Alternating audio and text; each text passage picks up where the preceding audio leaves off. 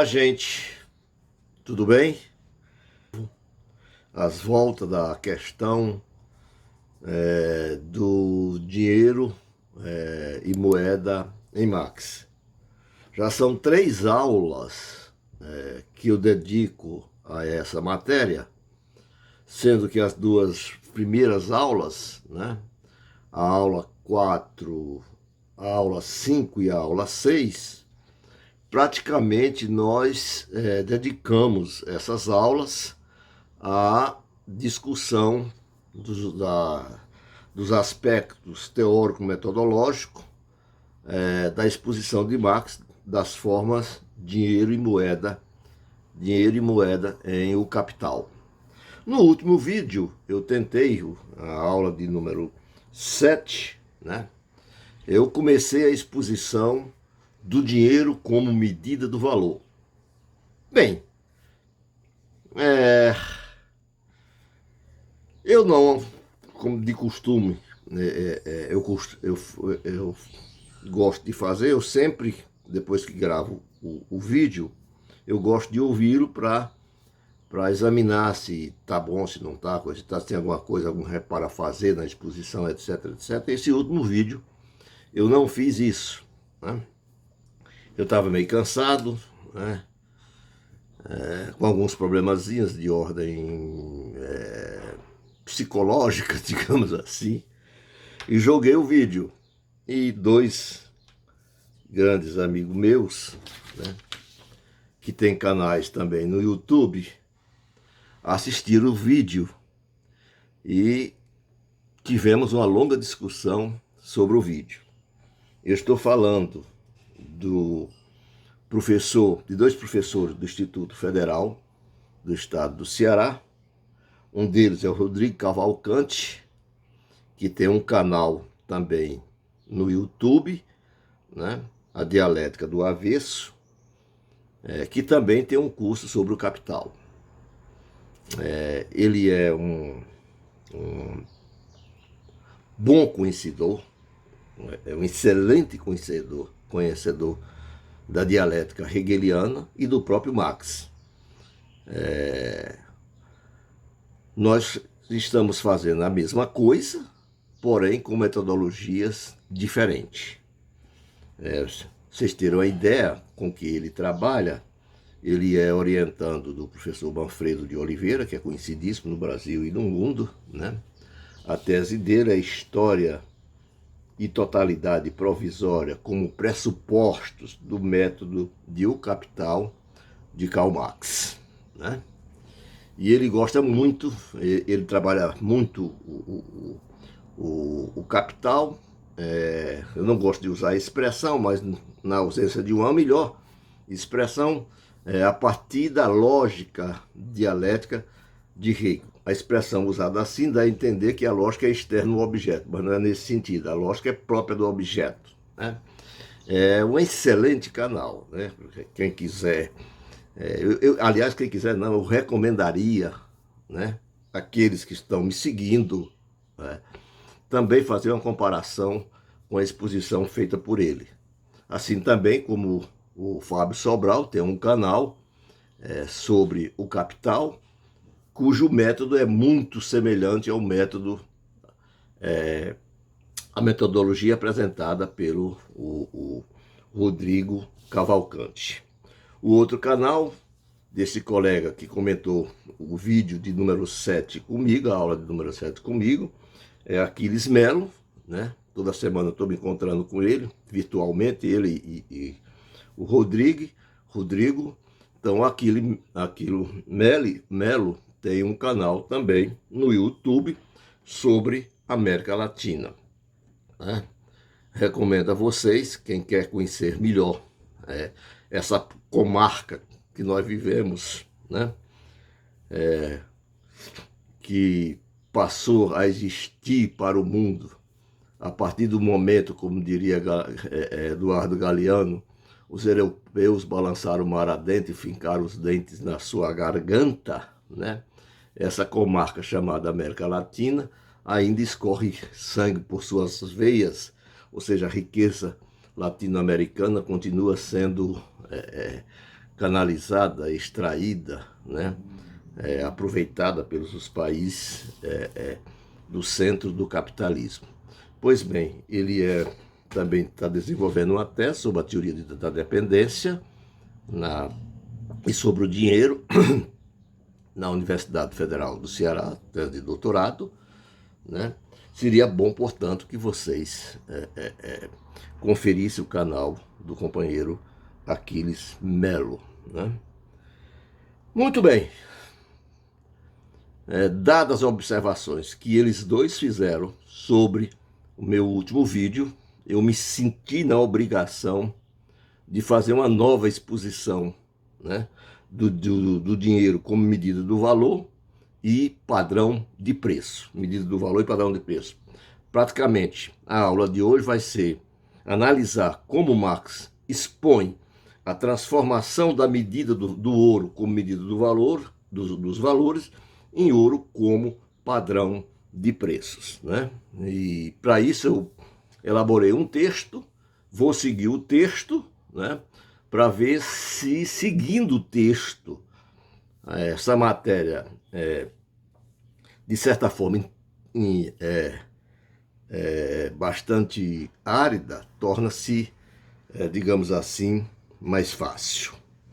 Então, nós já sabemos de uma coisa, que o ouro só se torna medida do valor, dos valores, porque é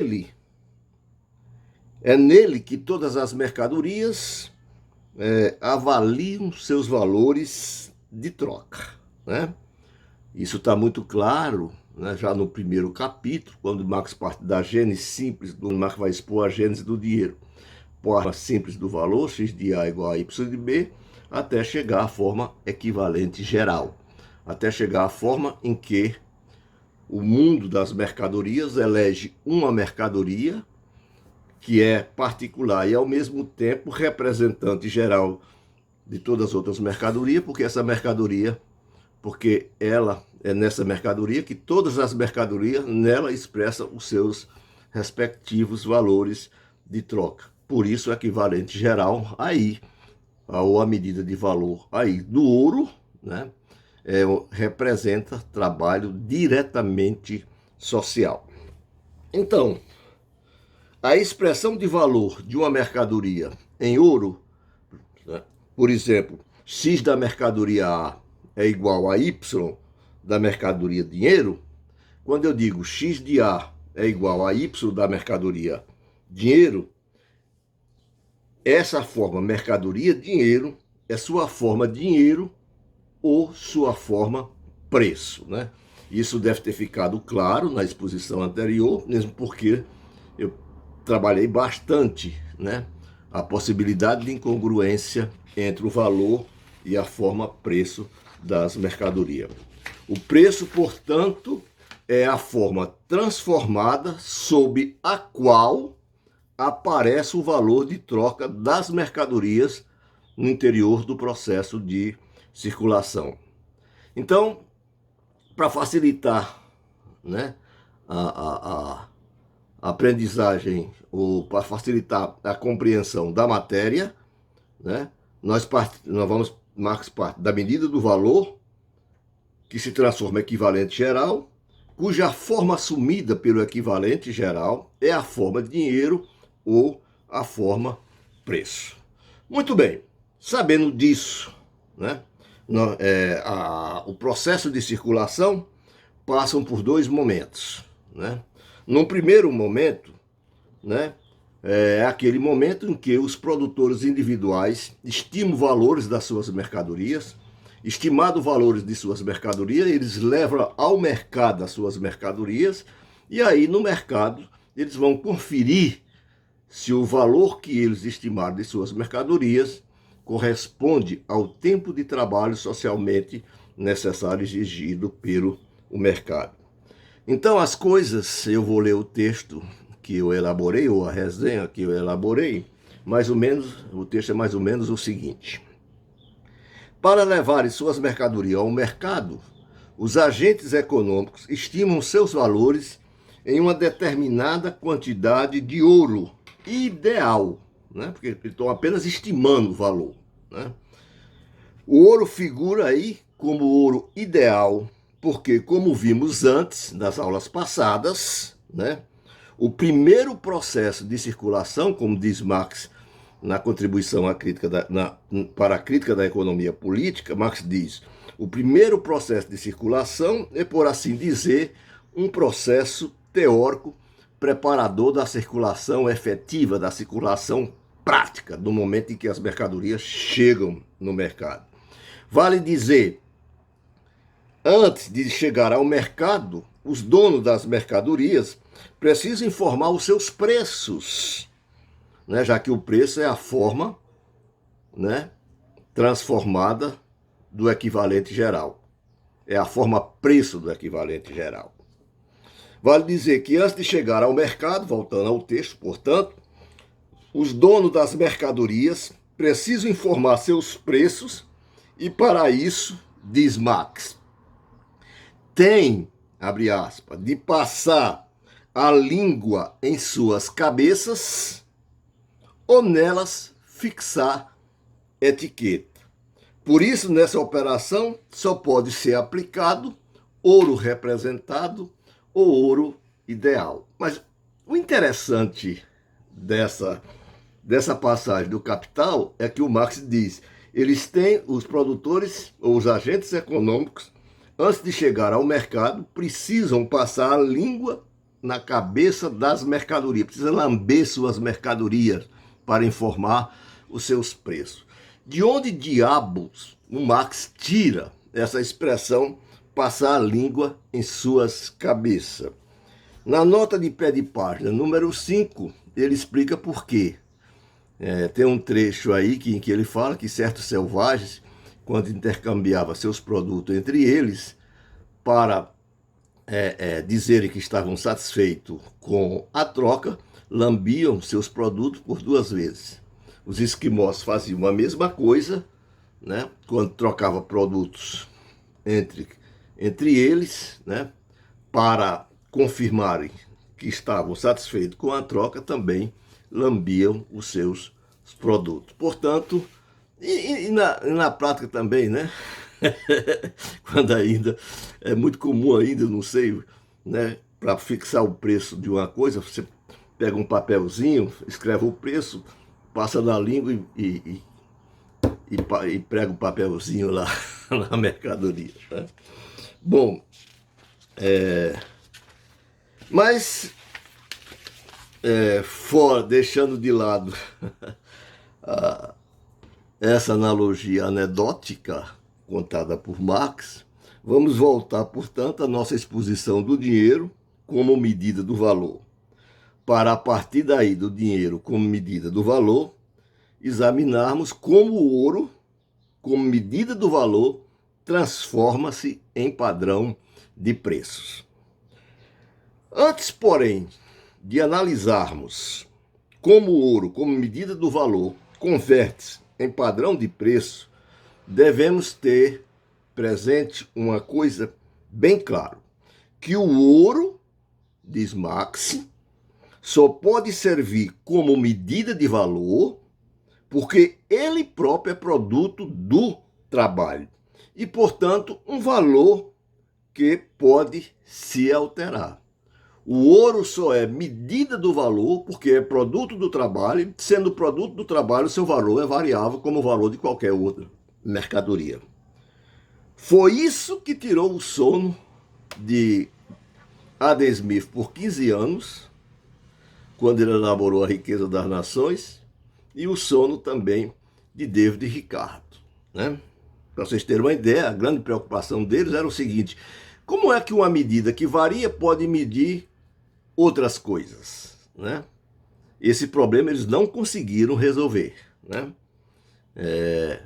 Vamos ver como é que esse problema, seria até bom ver como esse problema se apresenta nele, porque Marx é um autor que está dialogando com a economia política clássica, e esse diálogo às vezes está implícito, né? O leitor, para saber como é que esse diálogo está implícito, precisa primeiro conhecer a economia política clássica, porque é daí que Marx parte. Bom, Então a coisa é mais ou menos o seguinte: se o valor do ouro pode se alterar, é claro que o valor das mercadorias mudam toda vez que sua medida do valor, que no caso é o ouro, aumenta ou diminui. Mas isso de modo algum, esclarece Marx, impede sua função, a função do ouro, né, como medida do valor.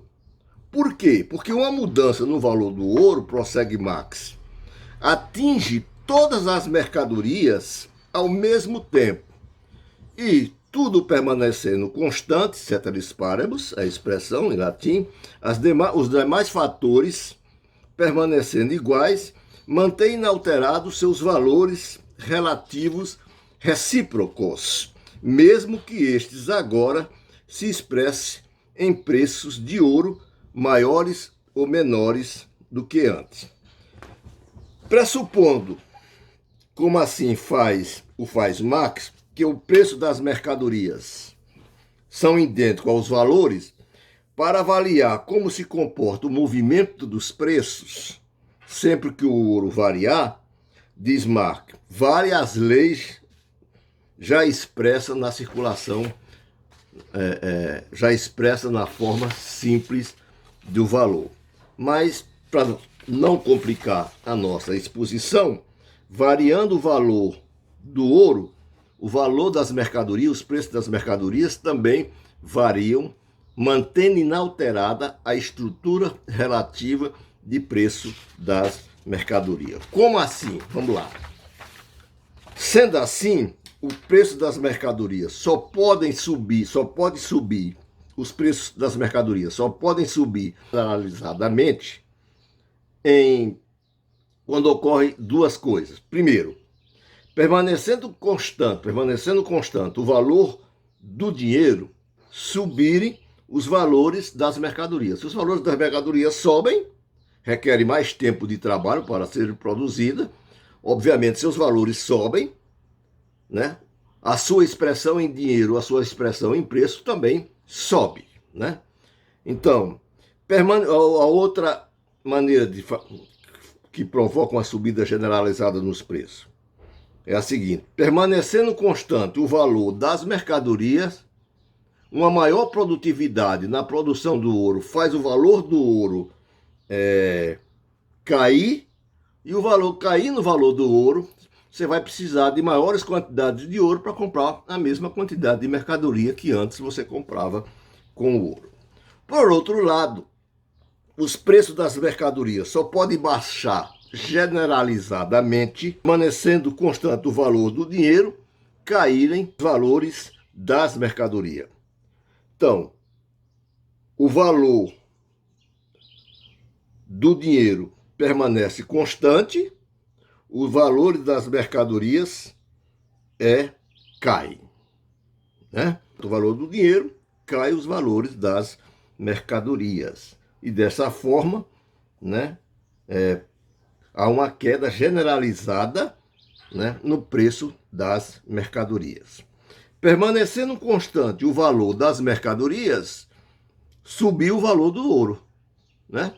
Se o valor das mercadorias, a produtividade da produção de mercadoria não se altera, mas se altera a produtividade na produção do ouro, ou seja, subiu o valor, se o valor do dinheiro, que é a expressão monetária do tempo de trabalho socialmente necessário, que é a forma, né, monetária que expressa o equivalente geral, né, permanecendo constante o valor das mercadorias, subiu o valor do dinheiro. Então, o valor do dinheiro subindo, né, eu preciso de uma menor quantidade de dinheiro para comprar a mesma quantidade de mercadoria que eu comprava antes. Então, conclui-se daí que em todos esses casos, a estrutura relativa de preços não se altera das mercadorias, né? Eis aí como Marx resolve a problemática que eu falei antes de David Ricardo e Adam Smith. Ainda uma resolução parcial, né? Ela ainda não é totalmente resolvida. Isso vai depender de outros elementos que nós vamos apresentar logo em seguida. Bom, Ricardo queria dispor de uma medida invariável de valor para medir o valor, para analisar as variações relativas de preço das mercadorias. Vamos ver como é que ele diz isso, como é que ele expressa isso no livro dele, né? Princípios de Economia Política e da Tributação. O Ricardo diz o seguinte: é impossível, diz Ricardo, obter tal medida. Uma medida invariável. Se o ouro é a medida do valor e o ouro é produto do trabalho, todas as mercadorias são produtos do trabalho humano, e o produto do trabalho humano varia, as quantidades desse trabalho humano varia sempre que a produtividade da economia aumenta ou diminui. Então, Ricardo reconhece que mesmo a sua busca por uma medida invariável de valor, por um padrão invariável de valor, ele confessa que isso é impossível de ser encontrada, tal medida, pois não há mercadoria que não seja suscetível às variações como aquelas cujo valor deve ser verificado. Ou seja, não há nenhuma que deixe de requerer mais ou menos trabalho, já que a medida do valor é variável e todo o valor das mercadorias são variáveis, porque todas são produtos do trabalho humano. É impossível encontrar uma medida invariável de valor para verificar, para, digamos assim, averiguar, né? Digamos assim, averiguar as variações relativas nos valores das mercadorias, diz Ricardo. Se para Ricardo não existe uma medida invariável de valor, logo diz ele, todas as circunstâncias desqualificam qualquer produto como uma medida perfeitamente precisa do valor. Com isso, Ricardo termina jogando a teoria do valor, né, ou varrendo as dificuldades que ele se depara com a teoria do valor para debaixo do tapete. Vejamos, vamos seguir aqui o texto que eu elaborei, o texto não a resenha, né, não pode chamar isso de texto, né, mas de resenha, apenas para efeito de exposição. Então vamos acompanhar mais um pouquinho o Ricardo, para ver esse pessimismo, né? Digamos, nem é pessimismo, essa porinha que chegou a David Ricardo com a teoria do valor, né? Ele queria averiguar a variação relativa nos valores da mercadoria, descobre que não pode fazer isso porque a própria medida também é variável, e todas as mercadorias são variáveis, então você não pode encontrar uma medida invariável de valor, né? Por isso não pode averiguar, né, as variações relativas nos valores das mercadorias. Então, esse desfecho a que chega Ricardo não joga por terra, pergunto eu, sua teoria do valor, que parte do princípio, né, de que o valor é determinado unicamente pelas quantidades de trabalho necessárias à produção de mercadorias.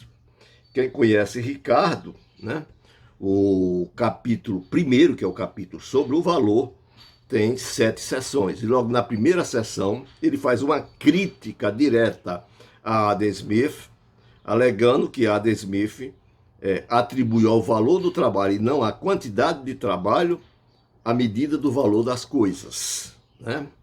E aí ele diz, eu vou sustentar do começo ao fim, eu vou demonstrar que o princípio de que o valor é determinado pela quantidade do trabalho é o único princípio a partir do qual, né, se pode construir a teoria do valor. Ou seja, ele já na primeira sessão do capítulo 1, ele anuncia que vai sustentar do começo ao fim de sua exposição sobre a teoria do valor, que o valor é determinado pelas quantidades de trabalho. Mas se depara com este problema, quando ele diz o seguinte: mas se a quantidade de trabalho é variável porque varia a produtividade do trabalho, como é que essa medida, que é variável, pode medir as outras mercadorias também, cujo valor são variáveis? Não tendo como resolver essa questão, Ricardo passa a admitir o seguinte, olha lá o que é que ele diz. Ele diz isso na página 60 da edição Os Economistas da Biocultural. Ele diz o seguinte: embora reconheça plenamente que o dinheiro feito de ouro é sujeito à maioria das variações que ocorrem com as demais coisas, admitirei, diz ele, que o seu valor é invariável. Está assumindo uma hipótese apenas, né? Invariável. E, portanto, que todas as alterações de preço que sejam ocasionadas por alguma mudança no valor das mercadorias, ocasionada por alguma mudança no valor das mercadorias, quais estiver tratando. Quer dizer, eu vou admitir, né, que a maioria das variações que ocorrem com as mercadorias e com todas as outras mercadorias, vou admitir que o valor do ouro é invariável. Eu vou supor que ele é invariável, né? Quer dizer, né, ele sabe que o valor do ouro varia, que é impossível, porque a produtividade, mas ele vai eliminar, digamos, essa dificuldade, dizendo o seguinte: eu sei que é variável, mas paciência, né? Eu vou admitir que este valor, que a medida do valor é invariável. Assim como Ricardo, Adam Smith se depara com esse mesmo problema, no capítulo 5. Quem conhece o Adam Smith, ele passa o capítulo 5, todo o capítulo 5, em busca de um padrão de medida invariável do valor. Para que Adam Smith queria isso? Ora, ele escreveu um livro sobre a riqueza das nações, né? E interessava a ele saber o seguinte: como é que eu vou saber que daqui, esse livro é escrito em Riqueza das Nações, é escrito em 1776, ele diz: como é que se pode saber que daqui a 100 anos a Inglaterra está mais rica do que hoje? Só se eu medir a riqueza entre esses 100 anos. Para isso é construída uma teoria do valor. E a teoria do valor, tanto no Adam Smith como no David Ricardo, tem uma função meramente quantitativa, né? Portanto, a expressão teoria do valor trabalho é uma expressão, né, que diz respeito à teoria do valor elaborada por Adam Smith e David Ricardo. Em Marx você não tem uma teoria do valor trabalho, porque a teoria do valor não se reduz meramente a uma função quantitativa. A teoria do valor é a expressão de uma forma de sociabilidade na qual, né, domina a troca e a relação social básica, e que pelo fato de ser a relação social básica, né, a relação entre os homens são relações coisificadas, e como tal, em consequência disso, né, tais relações acabam transformando os homens em suporte delas mesmas, dessas próprias relações, que os próprios homens não têm como dominá-lo. Então, ganha outra dimensão a teoria do valor em Marx. Bem, mas vamos lá no Adam Smith. Depois de descartar que a prata varia de valor e, portanto, não é um bom, digamos assim, índice para medir a variação do valor da riqueza de um século para outro, ele elege o trigo, mas percebe também que o trigo muda de valor, né? Depois elege o ouro, mas vê também que o ouro varia de valor, né? E que, portanto, não pode ser uma medida segura e infalível, né? Que lhe permita medir o grau de desenvolvimento da riqueza de um período a outro. Então ele termina dizendo o seguinte: fica, pois, evidente, depois de tudo isso, que o trabalho é a única medida universal e a única medida precisa de valor, ou seja, o único padrão através do qual podemos comparar os valores de mercadorias diferentes em todos os tempos e em todos os lugares. Aqui, de novo, é uma hipótese, como em David Ricardo, porque ele não vai sustentar isso do começo ao fim. Bom, quer dizer, então, que não existe uma medida padrão invariável de valor? A resposta só pode ser um estrondoso e sonoro não. Não existe uma medida padrão invariável do valor.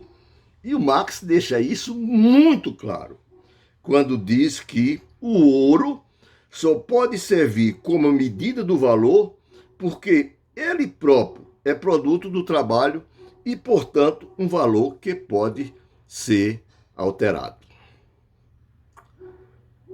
Bom, e Marx tem, portanto, como avaliar a variação relativa de preço das mercadorias, se não existe uma medida padrão invariável de valor? Tem. Como? Através da transformação dos valores do ouro como medida do valor em ouro como padrão de preço. Como Ricardo e nem Adam Smith chegou a esse conceito de ouro como padrão de medida do ouro, ou ouro como padrão de preço, ou como padrão monetário, né? Eles jamais poderiam resolver a questão que eles estavam querendo, estava envolvida com ela. Ou seja, né, o ouro como medida do valor necessariamente ou desenvolve a necessidade de que ele evolua o ouro como medida padrão de preços. E a medida padrão de preço é fixa. Determinado valor das mercadorias chega-se a uma medida padrão fixa que vai me permitir comparar as variações relativas entre as mercadorias. Mas isso fica para a nossa próxima aula, para não cansar muito a cabecinha de vocês. Tchau e até a próxima. Ficou mais fácil? Espero que sim.